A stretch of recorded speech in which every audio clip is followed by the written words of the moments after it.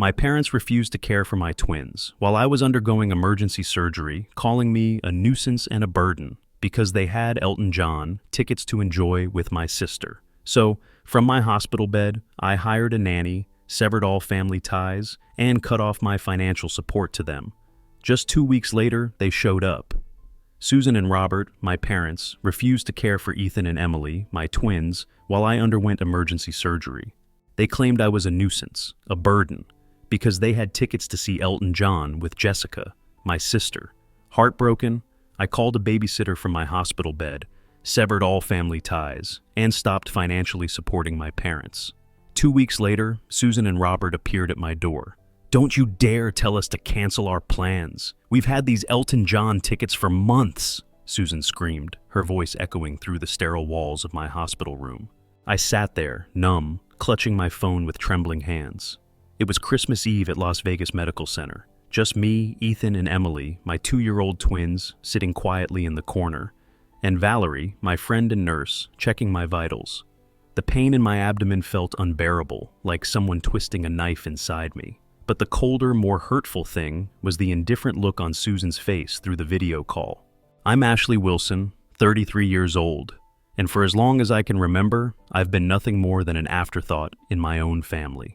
Jessica, my younger sister, the golden child, could do no wrong, while I could barely get Susan and Robert to look after their grandchildren when I was in the midst of an emergency surgery. The doctors discovered internal bleeding that required immediate treatment, but all Susan and Robert cared about were their concert tickets and spending Christmas Eve with Jessica. When I finally turned to them for help, after exhausting every other option, Robert's response cut deeper than any surgical instrument. "You're becoming such a nuisance and burden, Ashley. Your mother and I are retired and should be enjoying life, not dealing with your problems." For 3 years, I had been financially supporting Susan and Robert after their early retirement. Every month, without fail, I sent them $2,500 to help with their mortgage and other expenses. Even after Michael passed, I continued doing it, out of love and responsibility, thinking family was supposed to support one another. How naive I had been. As tears silently soaked the hospital blanket, Valerie, my friend, gently squeezed my shoulder. "Olivia, another friend of mine is a professional babysitter who specializes in childhood trauma. Should I call her for you?" she offered, her kindness a stark contrast to the coldness of Susan and Robert. The kids were too young to grasp the full extent of what was happening. They had already lost their father in a car accident, and now they might lose me if the surgery didn't go well. The thought terrified me, but what terrified me more was leaving them with people who viewed them as burdens. In that moment, the pain tearing through my body, the crushing weight of disappointment in my heart, I made my decision. "Yes, please call her," I told Valerie. And with those words, I began to sever the toxic relationships with the people who had raised me but had never truly loved me. As I hung up the phone, a flood of memories overwhelmed me. My childhood had been filled with moments of neglect, while Jessica basked in the spotlight. When I graduated college with honors, Susan and Robert barely acknowledged it because Jessica had been cast in a local commercial that same week. When I married Michael, they complained about the wedding venue being too far from their home. Even when Ethan and Emily were born, they only visited once, claiming the children were too noisy. Michael had been my rock through it all. He understood the pain of family rejection, having been estranged from his own father for many years. "We'll build our own family," he used to say, "a family that knows how to love." And we did, creating a home full of laughter and acceptance. But 6 months ago, a drunk driver took him from me, leaving me to raise my children alone while battling the darkness of depression and grief. Despite my loss, I kept supporting Susan and Robert. I even increased the monthly payment when they mentioned they were having problems with inflation. I wanted to be better than them, to show that families should stick together, no matter what. How ironic. There I was, bleeding internally, possibly dying, and they couldn't miss a concert to take care of my kids. Valerie came back with news that Olivia would arrive in an hour.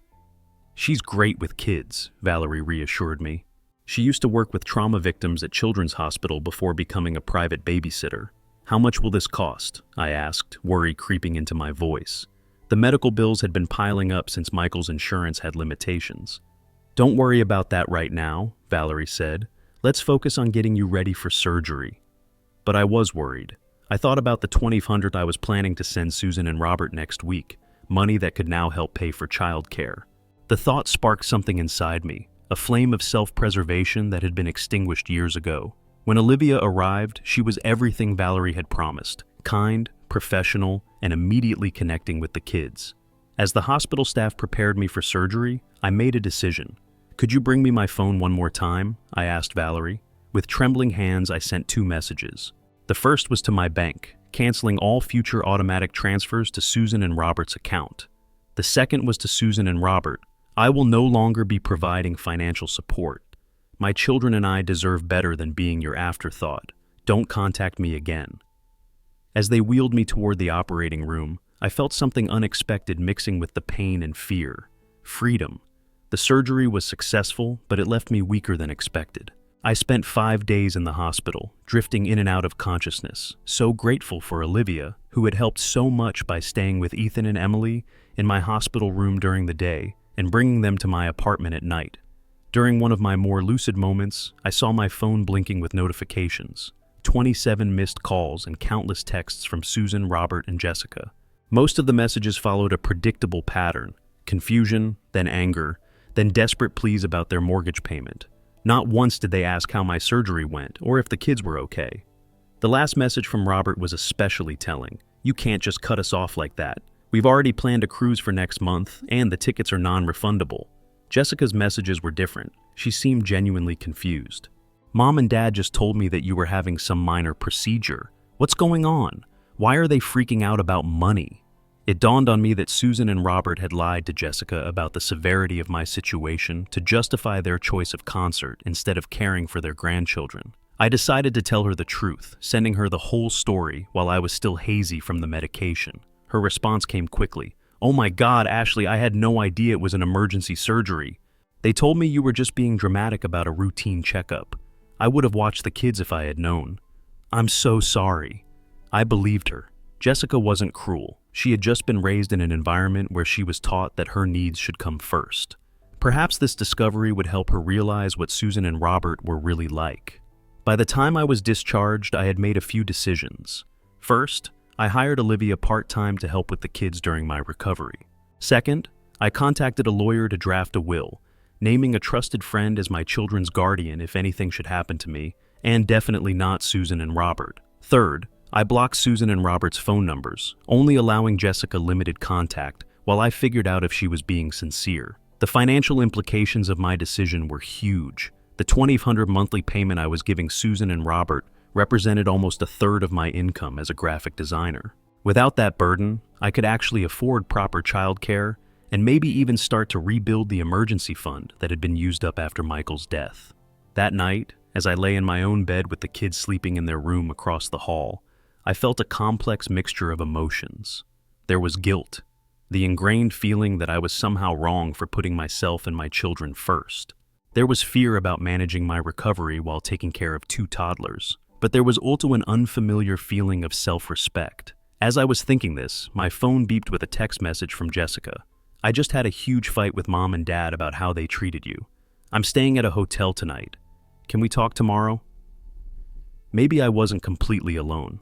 2 weeks after the surgery, I was slowly regaining my strength. The incision site still throbbed painfully when I moved too quickly, but I was managing better each day.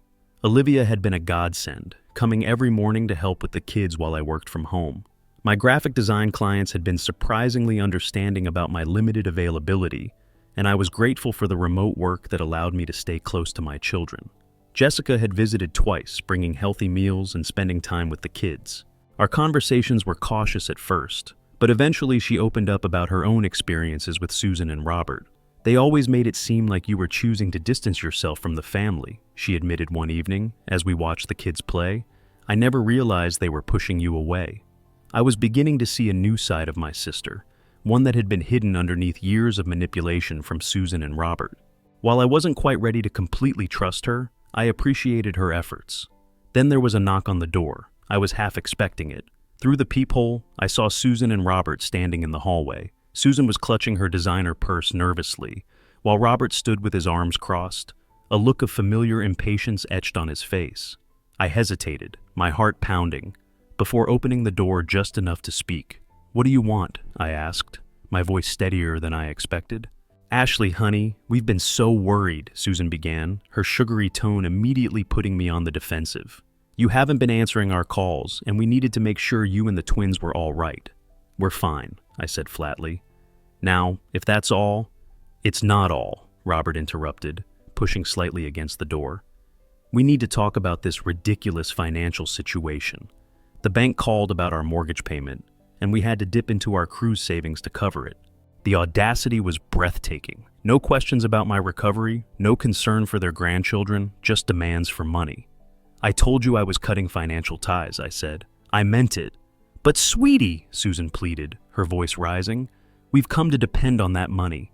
Your father and I have adjusted our lifestyle based on your commitment to help us. My commitment? I echoed incredulously.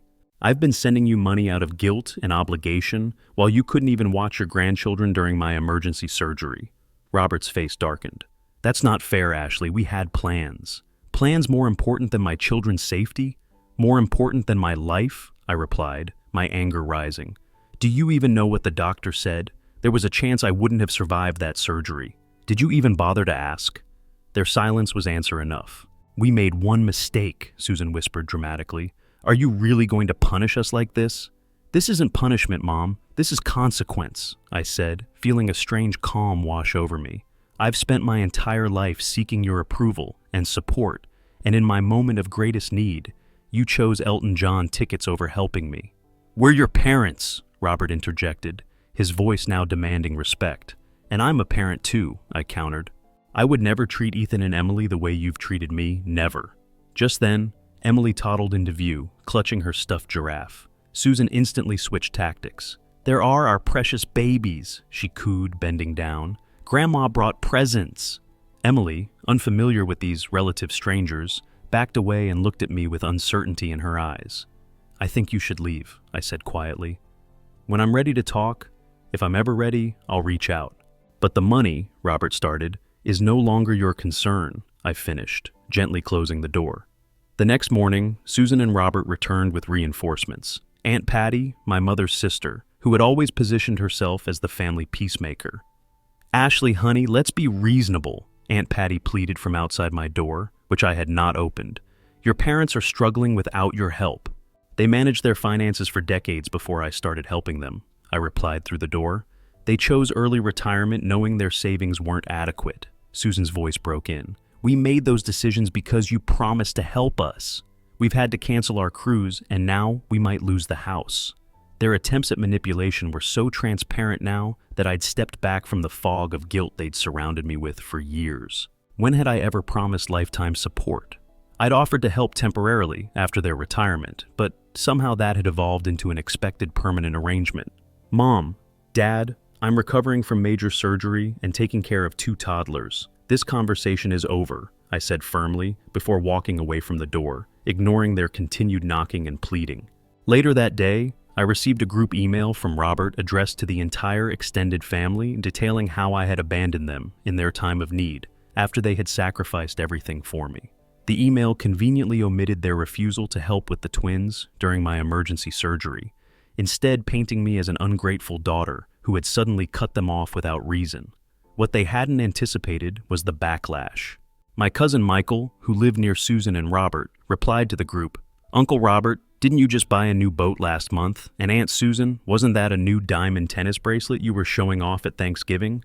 Other family members chimed in, many privately messaging me to ask for the full story. Even Aunt Patty called me directly.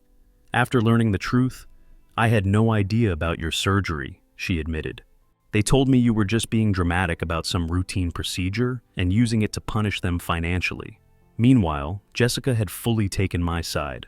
After witnessing Susan and Robert's behavior firsthand, she helped me craft a single, factual response to the family email thread, simply stating, I recently underwent emergency surgery with a significant risk of death. My parents chose to attend a concert instead of caring for my children. I have since ended financial support, and the response was met with overwhelming support. My cousin Michael's wife dropped off home-cooked meals. A second cousin I barely knew offered her services as a part-time babysitter free of charge. Jessica started spending weekends at my apartment, getting to know her niece and nephew while helping me recuperate. Most surprisingly, Valerie from the hospital connected me with a support group for young widowed parents. Their first meeting was held via Zoom so I could participate from home, and for the first time since Michael died, I felt truly understood by people who had walked in my shoes. Susan and Robert's financial situation, meanwhile, deteriorated quickly. They had indeed been living beyond their means, counting on my monthly contributions to maintain their lifestyle of travel and luxury purchases. Jessica discovered they had taken out a second mortgage on their house a year ago to buy their boat, assuming I would continue subsidizing their primary mortgage indefinitely. "They've been lying to everyone," Jessica said, shocked after helping them review their finances at their request. "They're not destitute, they're just overspent. They'd be fine if they sold the boat and vacation timeshare." Their increasingly desperate voicemails and texts continued, but with each passing day, their hold on me weakened. I was building something new from the ashes of their betrayal, a genuine support network based on mutual care rather than obligation. 1 month after my surgery, a major unexpected twist occurred. Susan and Robert received a foreclosure notice. Jessica called to inform me, her voice a mix of concern and exasperation. "They're in complete panic mode," she explained. "The bank is giving them 60 days to catch up on payments, or they'll lose the house." "What about their retirement funds?" I asked, bouncing Emily on my knee while Ethan napped. "Mostly depleted. They spent a chunk on that boat, then invested the rest in some scheme that Dad's golf buddy recommended. They lost almost everything," Jessica sighed. "I'm not saying you should help them, Ashley. I just thought you should know." Later that evening, I received desperate texts from both Susan and Robert, now abandoning all pretense of concern for my well-being and openly begging for money. Susan's message was particularly revealing. "We never thought you'd actually cut us off. We assumed you were just angry and would start sending money again after a week or two." Their assumption that my boundaries weren't real infuriated me. All those years of putting their needs before mine, of accepting their mistreatment. They had never respected me at all. Meanwhile, my own life was transforming in unexpected ways. The support group had become a lifeline, connecting me with other parents facing similar challenges.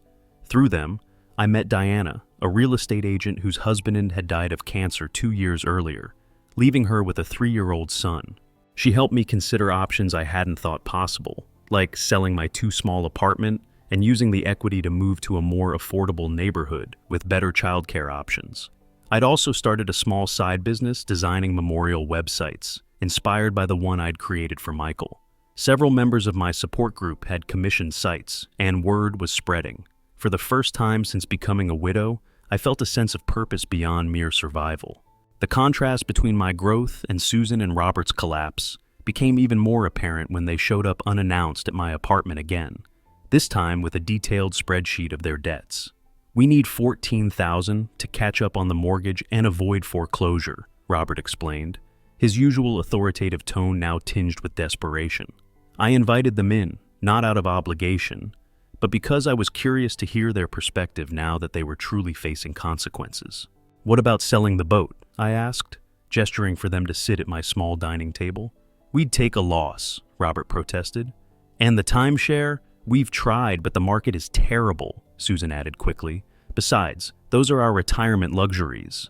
I almost laughed at the absurdity. "Luxuries you can't afford." "We could afford them with your help," Robert countered, his tone hardening. "It's the least you could do after everything we've done for you." "What exactly have you done for me?" I asked quietly, the question hanging in the air like a challenge. The twins chose that moment to toddle into the room, Ethan clutching his favorite truck, and Emily babbling happily. Susan and Robert's expressions softened instantly.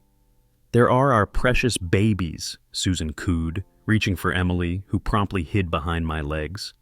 "They don't know you," I stated simply. "You've seen them, 3 times in their lives? You chose not to be involved." "That's not fair," Robert protested. "We're busy people. Too busy for your only grandchildren? Too busy to help your daughter through emergency surgery, but not too busy to ask for money," I observed. "I think that says everything about your priorities." Susan's face crumbled. Whether from genuine emotion or calculated manipulation, I couldn't tell anymore. "Without your help, we'll lose everything," she whispered. "I lost my husband," I replied, my voice steady. "My children lost their father. We survived. You'll survive too." 3 months after my surgery, Susan and Robert faced the inevitable. They were forced to sell their house to avoid foreclosure.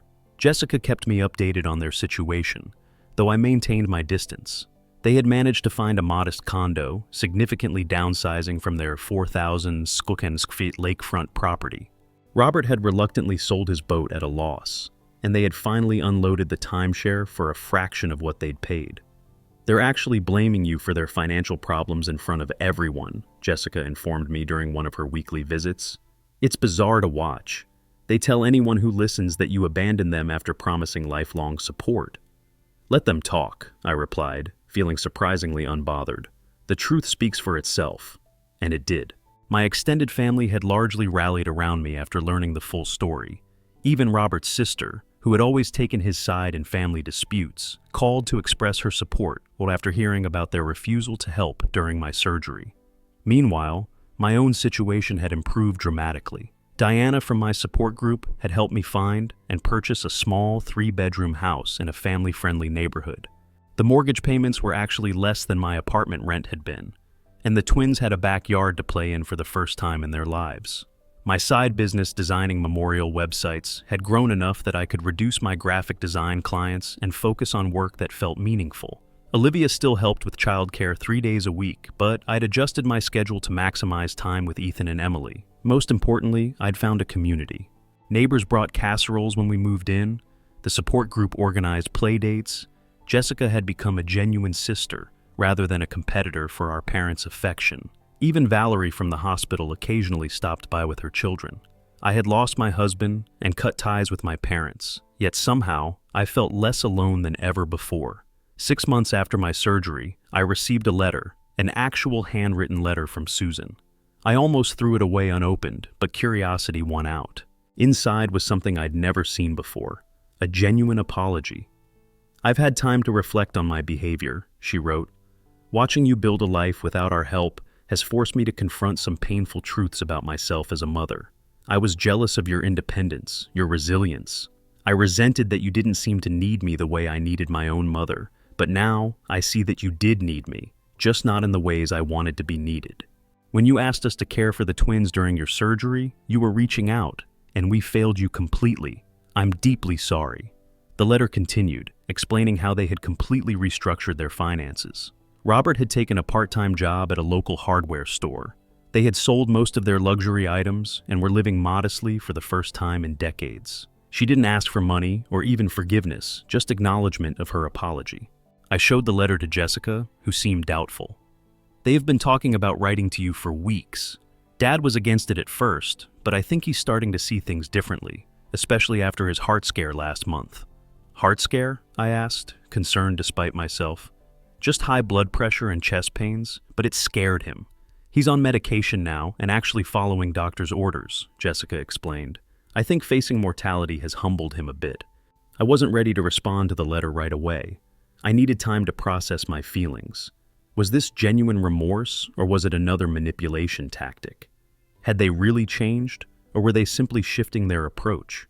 That night, I sifted through old family photos for the first time since cutting ties.